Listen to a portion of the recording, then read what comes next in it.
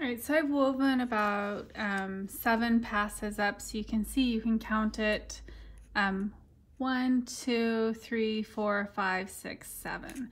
See this gap right here? So when you're beating down the pass of the weft with the stick, sometimes it doesn't get all the way down. So something that's helpful, I don't have a fork with me right now, but if you have a fork, like a metal fork from your kitchen, you can take a fork and just take the prongs of the fork and push the weft down to the back.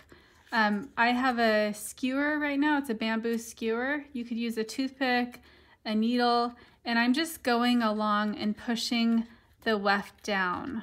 So I'm going to do that all the way along. That way the weave is more balanced, meaning that there's an equal space between each yarn going vertically and horizontally. That's called a balanced weave. So going horizontal or vertically, there are 8 threads per inch. So if I put a ruler and I measure every inch, there's going to be 8 threads for every inch. So I want to try to get the same balanced weave going horizontally with the weft. And the weft is the orange thread that we've inserted. And again, the warp is the vertical thread.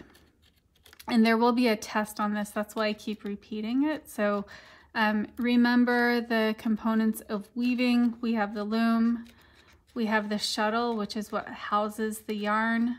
We have the warp, which is the yarn that goes on the loom, and the weft is what's inserted into the loom.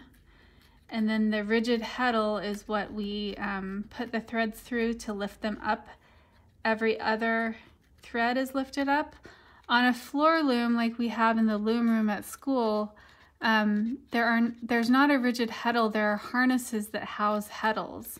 And those harnesses are tied to treadles on the floor or pedals that you step on and lift up different heddles at a time so you can get different weave structures.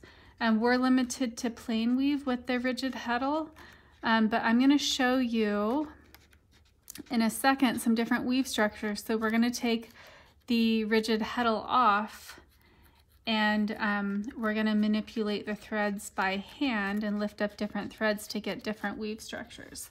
So you can see how the weave now is a lot tighter than it was before.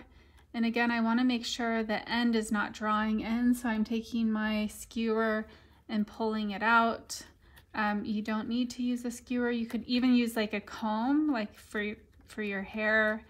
Not a brush, but a comb with big teeth. You could use a fork, a toothpick, a bamboo skewer like I'm using. Anything that is pointed that you find around your house.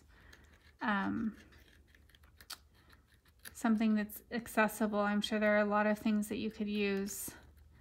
I'm trying to think of something else, but there are a lot of things you can use instead of just that piece of wood to push down the weave so that you have a more balanced weave.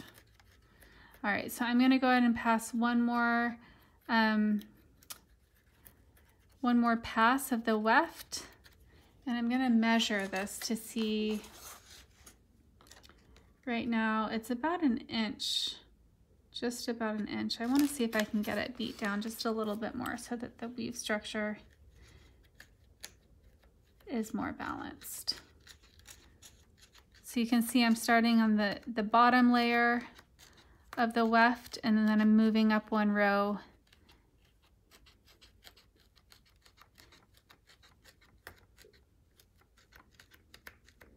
And I'll do that all the way across. A fork is really handy because there are multiple prongs, so it goes faster. I forgot to bring a fork with me today to show you that with the fork, but that's something you can grab from that's easy to use. I mean, you could use a plastic fork too. A metal fork would be better just because it's less likely to break, or it shouldn't break. All right, I'm gonna go ahead and beat this down, and then I'll come back on to show you the next weave structure.